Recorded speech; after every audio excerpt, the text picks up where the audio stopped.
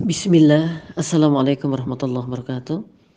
Alhamdulillah, assalawatu wassalamu ala rasulillah Muhammad ibni Abdillah wa ala alihi wa ashabihi wa mawala wa la hawla wa la quwata illa billahi wa ba'al.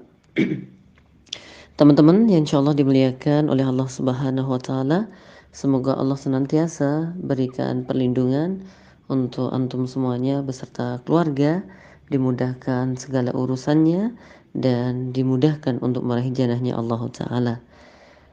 Jamaah berbahagia yang insyaallah dimuliakan oleh Allah taala, dalam kesempatan yang baik ini izinkan saya akan membacakan sebuah buku yang telah ditulis oleh Ibnul Jauzi dengan judul Talbisu Iblis.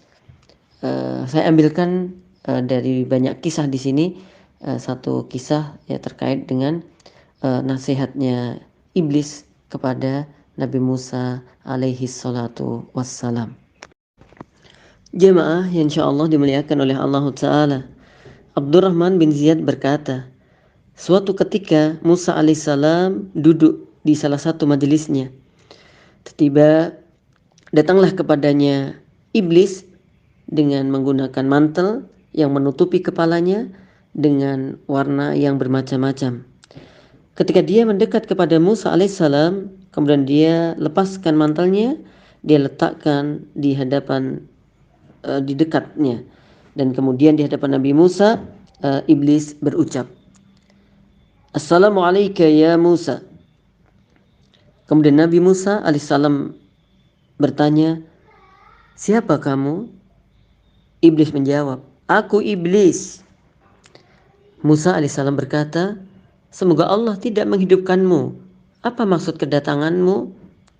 Iblis berkata, aku datang untuk mengucapkan salam kepadamu, mengingat derajat dan kedudukanmu di sisi Allah Ta'ala. Musa alaihissalam bertanya, apa perbuatanmu selama ini? Iblis menjawab, aku menyambar hati anak cucu Adam. Musa alaihissalam bertanya, apakah perbuatan manusia yang menyebabkan kamu menguasainya? Iblis menjawab, apabila dia kagum terhadap dirinya sendiri, menganggap banyak amalannya, serta melupakan dosa-dosanya. Aku peringatkan kamu agar mewaspadai 3 hal. Wahai Musa, 1. Jangan pernah sekalipun kamu menyendiri dengan seorang perempuan yang tidak halal bagimu. Karena tiada seorang lelaki yang menyendiri dengan seorang perempuan yang tidak halal baginya kecuali aku sendiri, tanpa teman-temanku, kata iblis yang akan menjadi temannya sampai aku memfitnah dia dengan perempuan itu. Yang kedua, wahai Musa, jangan sampai kamu berjanji kepada Allah dengan suatu janji pun kecuali kamu harus memenuhinya. Karena tiada seorang pun yang berjanji kepada Allah kecuali aku sendiri tanpa teman-temanku, kata iblis yang akan menjadi teman baginya, sampai aku berhasil menghalanginya dari memenuhi janji kepadanya. Yang ketiga, wahai Musa, jangan kamu berniat mengeluarkan sesuatu sedekah sedikit pun kecuali kamu harus menunaikannya. Karena tiada seorang pun yang berniat mengeluarkan sedekah lalu dia melaksanakannya, kemudian dia tidak melaksanakannya kecuali aku sendiri yang akan menjadi temannya sampai aku akan berhasil menghalanginya dari mengeluarkan sedekah. Kemudian setelah menyampaikan 3 nasihat tadi kepada Nabi Musa, iblis berpaling dan menjauh serasa berkata, aduh celaka. Diulang 3 kali. Sekarang Musa bisa memberitahu anak cucu Adam apa yang harus dihindarinya. Jemaah yang insyaallah dimuliakan oleh Allah Ta'ala. Dan Allah sudah memberikan wasiat kepada kita agar menjadikan setan itu musuh yang nyata bagi kita. Sebagaimana Allah katakan dalam surah Al-Baqarah, ya ayyuhalladzina amanu dakhulu fis-silmi kafah wa la tattabi'u khutuwatis syaitan innahu lakum aduwwum mubin. Wahai orang-orang yang beriman, masuklah kalian ke dalam Islam dalam keadaan kafah. dan jangan kalian ikuti langkah-langkah setan, maka sesungguhnya setan itu musuh yang nyata bagi kalian. Nah, sekalipun ada nafsu-nafsu kita yang kadang-kadang mengikuti langkah-langkah setan, tapi kita memperkuatnya. Dan dari cerita yang barusan kita baca dari kitab yang telah ditulis oleh Imam Ibnul Jauzi, di sini menegaskan kepada kita bahwa sekalipun yang disampaikan di sini ada 3 poin, tetapi kalau kita jeli ada 1 poin di atasnya lagi, yaitu ketika Nabi Musa bertanya kepada iblis, kapan seorang anak Adam itu kemudian bisa dikuasai hatinya oleh iblis? Yang pertama, tatkala anak Adam itu kagum terhadap dirinya.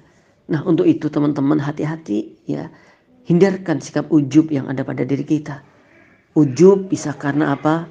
Kecantikan seseorang. Karena dia merasa cantik, kemudian dia ujub. Ujub karena gantengnya, ya. Ujub karena kuatnya fisiknya, ujub karena hartanya, ujub karena titelnya, ya, ujub karena dia keturunan siapa dan siapa, ya. Atau bahkan kadang-kadang iblis mentalbiskan ujub itu dengan seolah-olah dia itu soleh gitu. Aku ini kayaknya hafalannya paling banyak deh, aku ini hafalannya paling bagus, dan seterusnya. Hati-hati jemaah, insya Allah dimuliakan oleh Allah Ta'ala. Nah, kemudian dikuatkan lagi sama iblis ya, 3 hal. Ya, yaitu apa? Setelah 1 tadi ujub, kemudian ditambah 3 hal, berarti 1 plus 3 berarti 4 kan. Yang pertama yaitu jangan ikhtilat dengan perempuan, apalagi di sini menyendiri ya dengan seorang wanita. Semoga Allah mengampuni dosa-dosa saya dan dosa-dosa kita semuanya. Ya, sehingga ada menyendiri dengan wanita yang itu bukan mahramnya, yang iblis berkata dia sendiri ya yang akan menggodanya, akan memfitnahnya. Semoga Allah ampuni dosa-dosa kita ya. Jika mungkin di antara kita masa lalunya pernah melakukannya, atau kaum muslimin di masa lalunya pernah melakukannya, semoga diampuni oleh Allah Ta'ala. Ya, kemudian yang kedua apa? Kalau kita berjanji, usahakan untuk bisa memenuhi. Nah, kadang-kadang kita ini suka bilang insya Allah teman-teman, tapi kadang kita nggak menepatinya. Atau kadang-kadang sengaja, insya Allah itu hanya untuk menjadi lamis, untuk pemanis dari kalimat kita. Wal'iyadzubillah. Dan kemudian kalau kita sudah punya niat untuk bersedekah, ya keluarkanlah. Ya, karena kalau kita udah punya niat kemudian tidak mengeluarkannya, nah di situ sebenarnya setan atau iblis yang sedang menghalangi kita. Maka di sini juga ada faedah, jangan menunda-nunda amal baik. Ya, kalau amal-amal baik itu kemudian kita tunda, akhirnya nggak jadi gitu. Wallahu ta'ala a'lam bishawab.